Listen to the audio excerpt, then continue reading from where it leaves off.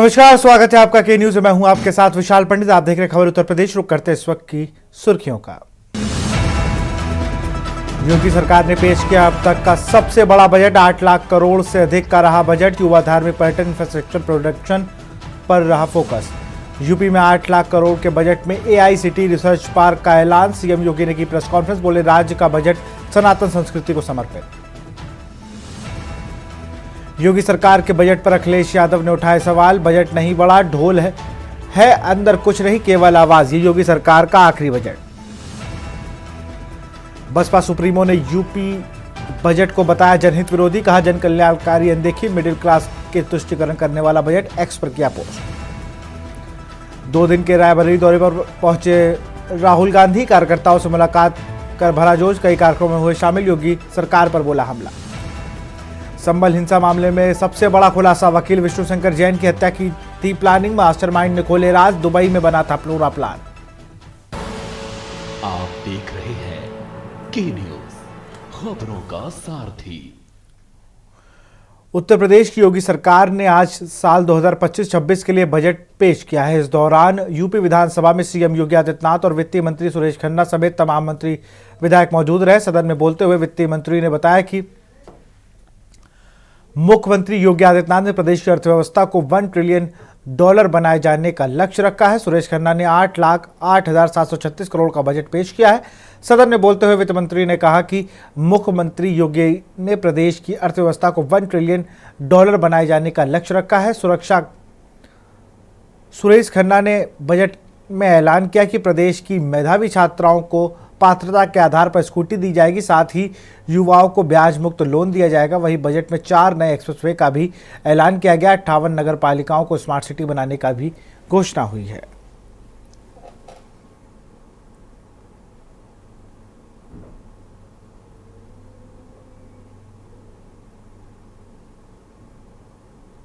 वित्तीय वर्ष 2025-26 के बजट में सम्मिलित प्रमुख योजनाओं का ब्यौरा प्रस्तुत करने के पूर्व मैं बजट की संक्षिप्त रूपरेखा इस सम्मानित सदन के समक्ष रखना चाहता हूं। प्रस्तुत बजट का आकार 8,08,736 करोड़ 6 लाख रुपए है, जो वर्ष 24-25 के बजट से 9.8% अधिक है मूल बजट से। बजट में पूंजीगत परिव्यय कुल बजट का लगभग 20.5% है। पूंजीगत परिव्यय के अंतर्गत अवसंरचना, निर्माण, विस्तार एवं निवेश संबंधी व्यय आते हैं। उद्योग, आवागमन, उत्पादों की बाजार तक पहुंच तथा प्रदेश में पूंजी निवेश को आकर्षित करने जैसे महत्वपूर्ण गतिविधियों में पूंजीगत व्यय की भूमिका अत्यंत महत्वपूर्ण होती है। इस बजट में अवस्थापना विकास हेतु 22%, शिक्षा हेतु 13%, कृषि और संबद्ध सेवाओं के हेतु 11%, चिकित्सा एवं स्वास्थ्य के क्षेत्र में 6%, सामाजिक सुरक्षा एवं कार्यक्रमों हेतु 4% एवं संसाधन आवंटित किए गए हैं। हमने बजट में शोध एवं विकास तथा सूचना और प्रौद्योगिकी पर भी ध्यान दिया है। विधानसभा को आधुनिक आईटी सिस्टम से लैस करने के लिए हम बजट में विशेष रूप से व्यवस्था प्रस्तावित की गई है। ये प्रक्रिया आगे भी चलती रहेगी।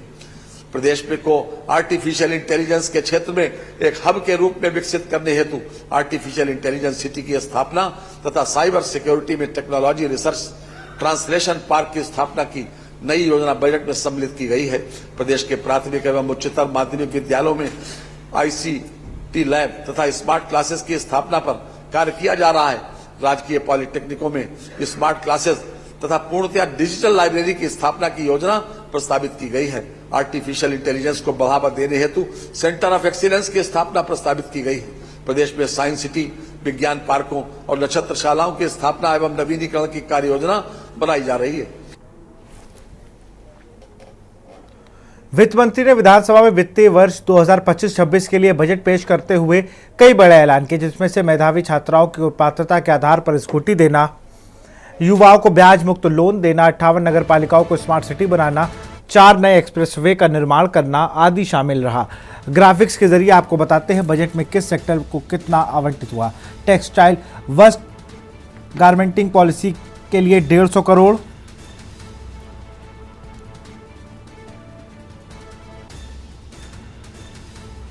टेक्सटाइल पार्क की स्थापना के लिए 300 करोड़,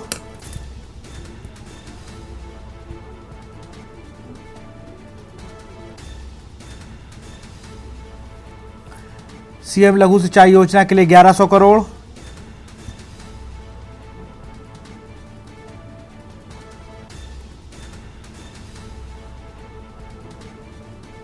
जल जीवन मिशन के लिए 4500 करोड़।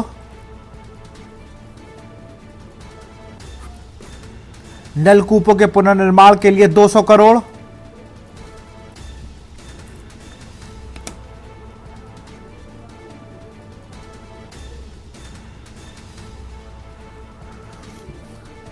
पावर लूम विद्युत फ्लैट रेट योजना को 400 करोड़।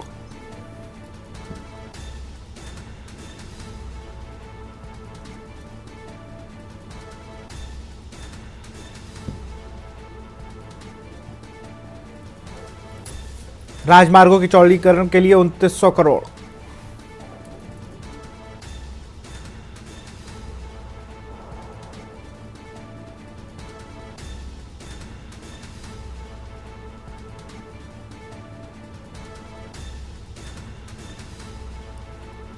माटी कला बोर्ड के संचालन हेतु 11.50 करोड़ रुपए। उत्तर प्रदेश सरकार का विधानसभा में बजट पेश होने के बाद मुख्यमंत्री योगी आदित्यनाथ ने पत्रकारों से बातचीत करते हुए कहा कि वित्तीय वर्ष 2025-26 का यह बजट सनातन संस्कृति की सर्वे भवन्तु सुखिनी की अवधारणा से अनुरूप है। बजट गरीब, अन्नदाता, किसान, युवा और महिला उत्थान को समर्पित है। प्रधानमंत्री नरेंद्र मोदी के विजन को साकार करते हुए वांछित और वरीयता इस बजट का केंद्रीय भाव है।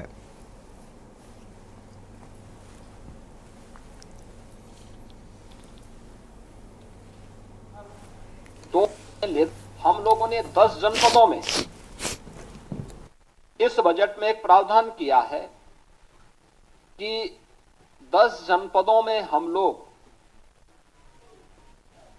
वस्त्र उद्योग के लिए, टेक्सटाइल पार्क के लिए निर्माण के कार्यक्रम को आगे बढ़ाएंगे। यह योजना हमारी समर्पित होगी संत कबीर के नाम पर। संत कबीर के नाम पर यह योजना उन जनपदों में वस्त्र उद्योग के लिए होगी। तो 2 जनपदों में राज्य सरकार 2 नए लेदर पार्क के निर्माण के कार्यक्रम को आगे बढ़ाएगी। जो योजना समर्पित होगी संत रविदास जी के नाम पे। इसके अलावा यह वर्ष समर्पित है पूर्व प्रधानमंत्री श्री अटल बिहारी वाजपेयी जी की जन्म शताब्दी वर्ष के लिए। प्रदेश के अंदर हम लोगों ने नगरीय क्षेत्रों में पुस्तकालयों के निर्माण के कार्यक्रम को, जो प्राथमिकता के आधार पर हम आगे बढ़ाने जा रहे हैं, उन कार्यक्रमों को इस बजट में हमने व्यवस्था भी की है। बजट में एक और चीज का प्रावधान किया गया है कि प्रदेश के अंदर आउटसोर्सिंग से जुड़े हुए जितने भी कार्मिक होंगे उनके न्यूनतम मजदूरी को सुनिश्चित करने के लिए प्रदेश के अंदर हम लोगों ने एक व्यवस्था की है कि वह एक व्यवस्था के साथ हम लोग करने जा रहे हैं कि जिससे एक हम लोग प्रदेश के अंदर ही उस प्रकार की एक व्यवस्था करेंगे कि जिससे न्यूनतम पारिश्रमिक उन कार्मिकों को 16,000 से लेकर के 18,000 के दायरे में सीधे उनके अकाउंट में मिल सके। और इसके लिए एक निगम का गठन करने के बाद इस कार्यक्रम को सीधे राज्य सरकार अपने माध्यम से उसको संचालित करेगी। आउटसोर्सिंग की कोई भी कंपनी होगी, केवल सेवा के रूप में प्रत्येक मंडल स्तर पर प्रदेश सरकार ने एक कन्वेंशन सेंटर जो भी हमारे बनेंगे, जिसमें बड़े पैमाने पर हम लोग वहां के सार्वजनिक कार्यक्रमों को आयोजित कर सकेंगे। इनके निर्माण के लिए हम लोगों ने धनराशि का प्रावधान किया है और ये सभी नगर निगमों में, खासतौर पर प्रदेश के अंदर सभी नगर निगमों में और खासतौर पर उन नगर जो हमारे कमिश्नरी हेडक्वार्टर हैं उन पे पहले चरण में हम इसको करने जा रहे हैं। प्रत्येक ग्राम पंचायत में एक उत्सव भवन बनाने के कार्यक्रम को भी बजट में प्रावधान किया गया, जिसमें शादी ब्याह के हैं, कोई मांगलिक कार्यक्रम है, कोई सार्वजनिक कार्यक्रम ग्राम पंचायत स्तर पर करने हो तो यह एक नई उपलब्धि ग्राम पंचायतों को उपलब्ध करवाई गई है। इस बार हमने बजट में 4 नए एक्सप्रेसवे की भी घोषणा की है, जिसमें आगरा लखनऊ एक्सप्रेसवे से गंगा एक्सप्रेसवे से आगरा लखनऊ एक्सप्रेसवे तक, यानी बाया हरदोई फर्रुखाबाद तक, इसको हम लोगों ने एक तो इसके लिए बजट का प्रावधान किया है। दूसरा, गंगा एक्सप्रेसवे को प्रयागराज से मिर्जापुर, वाराणसी, चंदौली और पूर्वांचल एक्सप्रेसवे के साथ जोड़ते हुए फिर पूर्वांचल एक्सप्रेसवे को इसी मार्ग से ले जाते हुए शक्तिनगर सोनभद्र तक जोड़ने के लिए भी एक घोषणा इसके साथ हम लोगों ने की है, जिसमें बिंद एक्सप्रेसवे के रूप में हम इसको जोड़ने जा रहे हैं। गंगा एक्सप्रेसवे को मेरठ से हरिद्वार तक जोड़ने के लिए भी हम लोगों ने इसमें आज के इस बजट में इसके लिए धनराशि की व्यवस्था की है। और गंगा एक्सप्रेसवे को ही हम लोगों ने बुंदेलखंड एक्सप्रेसवे के साथ जोड़ने के लिए भी धनराशि की व्यवस्था आज के इस बजट में प्रस्तावित की है। मुख्यमंत्री युवा उद्यमी विकास अभियान, यह एक बड़ी योजना है और मुझे बताते हुए प्रसन्नता है कि अभी हाल ही में उत्तर प्रदेश स्थापना दिवस के अवसर पर हम लोगों ने इसको लॉन्च की थी। अभी 1 महीना भी इसका पूरा नहीं हुआ कि योजना की प्रगति और प्रोग्रेस से आप जान सकते हैं कि अभी 98,000 से अधिक युवाओं ने इसमें आवेदन किया है। 76,000 आवेदन बैंकों को प्रेषित किए जा चुके हैं। 16,000 मामलों में ऋण स्वीकृत हो चुके हैं। 6,000 ऋण वितरित भी किए जा चुके हैं। और आगामी वर्ष के लिए हम लोगों ने फिर से 1 लाख ऐसे युवा उद्यमी के लिए भी धनराशि की व्यवस्था राज्य के बजट में की है। 1,000 करोड़ रुपए की बजट की व्यवस्था इसके साथ हम लोगों ने की है।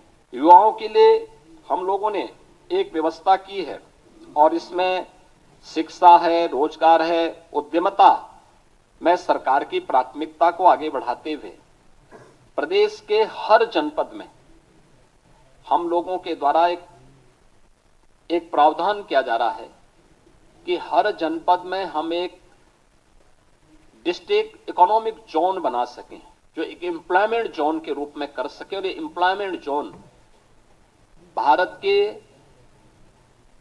अखंड भारत के शिल्पी लौह पुरुष सरदार वल्लभ भाई पटेल के रूप में जाने जाएंगे, जो प्रदेश के युवाओं को उन्हीं के क्षेत्रों में वहीं पे रोजगार के साथ जोड़ने में भूमिका, और ये अलग अलग प्रकार के होंगे, खासतौर पर अलग अलग प्रकार के कार्यक्रमों के साथ जुड़ेंगे।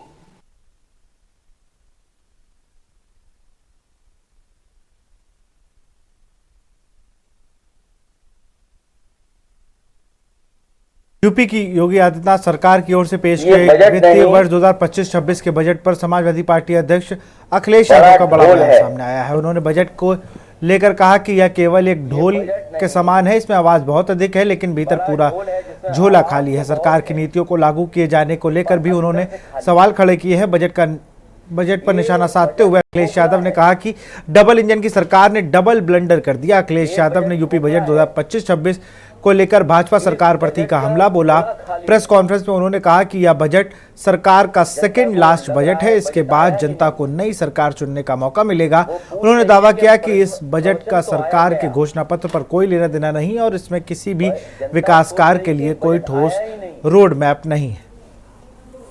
वो पूछ रही है, प्रवचन तो आ गया, बजट कब आया? ये बजट नहीं, बड़ा ढोल है।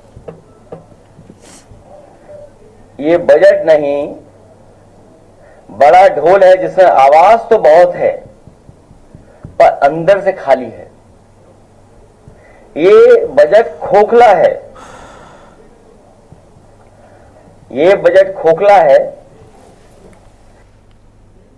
और यहां रुकते एक छोटे से ब्रेक के लिए। आप देख रहे हैं के न्यूज, खबरों का सारथी।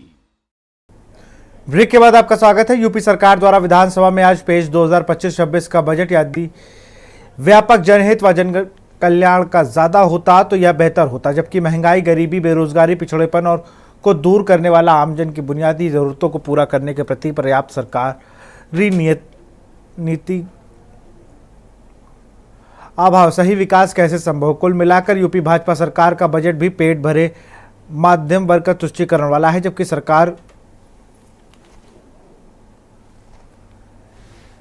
सरकारों की असली चिंता संवैधानिक दायित्व करोड़ों परिवारों की दरिद्रता को दूर करने, सुख चैन पहुंचाने वाले सर्वजन हिताय सर्वजन सुखाय के उद्देश्य की पूर्ति का होना चाहिए। ऐसा ना होना चिंताजनक है। उत्तर प्रदेश के शहर, गांव, क्षेत्र एवं समाज बुनियादी सुविधाओं के अभाव में वह अनेकों विषमताओं से जूझ रहे हैं तथा लोगों को जब सड़क, पानी, स्कूल, अस्पताल, रोजी रोजगार के बेहतर व्यवस्थाएं करने की मांग है, तब उन्हें दूसरे सपने दिखाकर यह सपने समस्या का सही समाधान नहीं।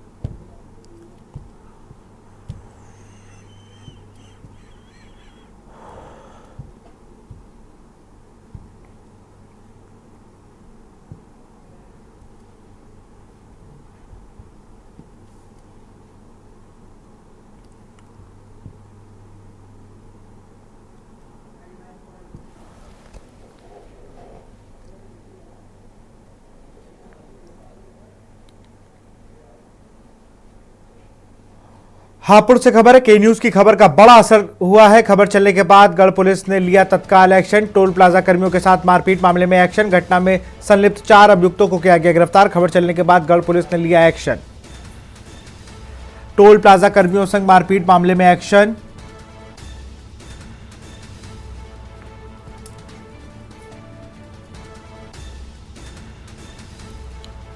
खबर चलने के बाद गढ़ पुलिस ने लिया तत्काल एक्शन।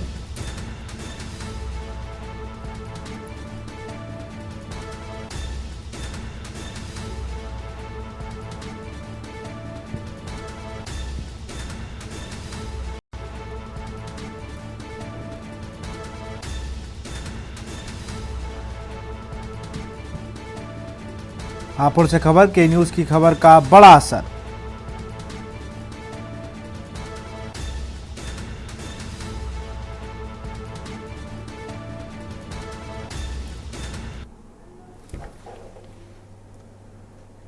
शाहजहांपुर से खबर, नकदी जेवर संग 5 शातिर गिरफ्तार। थाना जलालाबाद पुलिस ने किया चोरी का खुलासा। शादियों में अपना आदमी भेजकर कराते थे चोरी। चोरों के पास से असलहा भी बरामद, भेजे गए जेल।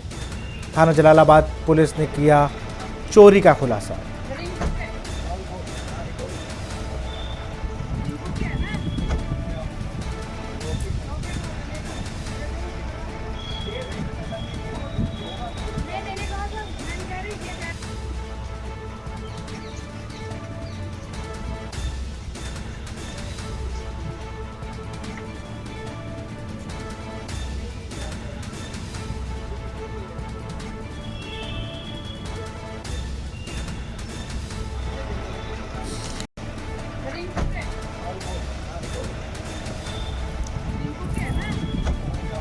शाहजहांपुर से खबर, नकदी जेवर संग 5 शातिर गिरफ्तार।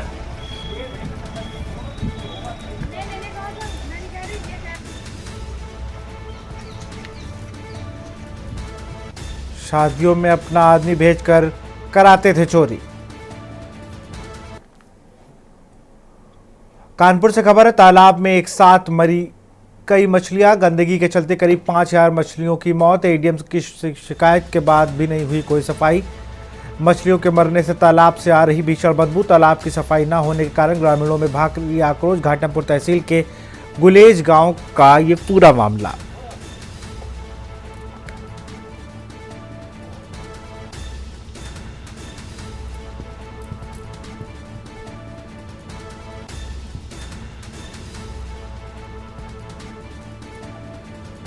एडीएम से शिकायत के बाद भी नहीं हुई सफाई। मछलियों के मरने से तालाब से आ रही भीषण बदबू।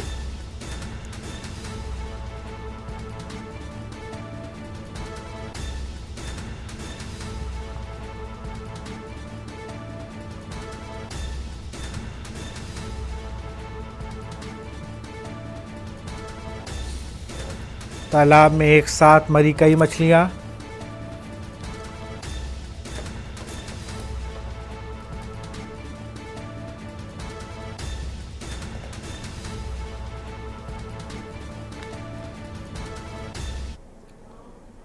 आईपीएल की तर्ज पर कानपुर में हो रहे डेन प्रीमियर लीग सीजन 11 का मैच जेएमडी वर्ल्ड स्कूल के ग्राउंड में चल रहे हैं। मुख्य अतिथि के तौर पर सीएमओ हरिदत्त नेमी ने शिरकत की। चेयरमैन कमल उत्तम ने बुके देकर मुख्य अतिथि का स्वागत किया।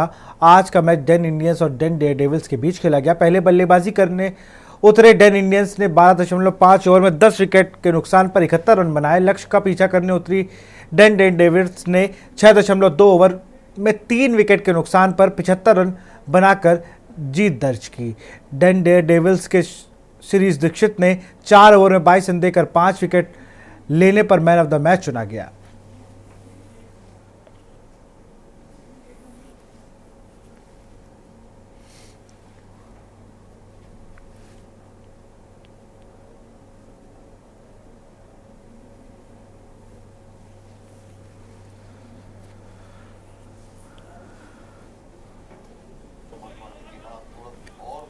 डेन इंडियन और डेन डेविल के बीच मैच हुआ था, जिसमें डेन डेविल्स ने मैच जीता है जाकर के।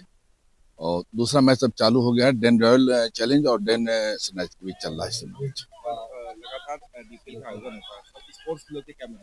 स्पोर्ट में यह है कि सबसे तो मैं धन्यवाद दूंगा माननीय संजय दीक्षित जी को, जो पूरे यूपी भर से सभी जिलों के केबल ऑपरेटरों के बीच में एक ऐतिहासिक मैच कराते चले आ रहे हैं, जिसमें हर उम्र के लोग हैं, बड़े भी हैं, बुजुर्ग भी हैं, 65 साल के भी हैं। उसमें हम लोग में स्पोर्ट मन पैदा होता है और शरीर भी स्वस्थ और पूर्ण रूप रहता है। सबसे पहले तो डेन प्रीमियर लीग 11 के लिए बहुत बहुत शुक्रिया कि आप उन्होंने मुझे इतना कीमती वक्त दिया अपना और इतनी इज्जत अफजाई की है। और आपका भी के न्यूज़ का भी बहुत बहुत शुक्रिया। और सबसे बड़ी बात है कि मुझे जैसे देखने को मिला है कि इसमें डिफरेंट ग्रुप्स के लोग क्रिकेट खेल रहे हैं, इतना उत्साह है उनके बीच में, इतना खेलने की इच्छा है और फिटनेस के साथ साथ एक खेलने की इच्छा जो उनके अंदर है, बड़ा अच्छा लगा देख के मुझे। और संजय दीक्षित जी को भी बहुत बहुत ही मुबारक हो कि उन्होंने मुझे ये कीमती टाइम दिया है और इस तरह के जो प्रोग्राम ऑर्गेनाइज हो रहे हैं उनके माध्यम से बहुत बहुत शुक्रिया। स्पोर्ट्स में चाहूँगा कि हर आदमी को किसी न किसी स्पोर्ट्स एक्टिविटी से जुड़ा रहना चाहिए। ये रिलैक्स होने का एक बहुत अच्छा माध्यम है।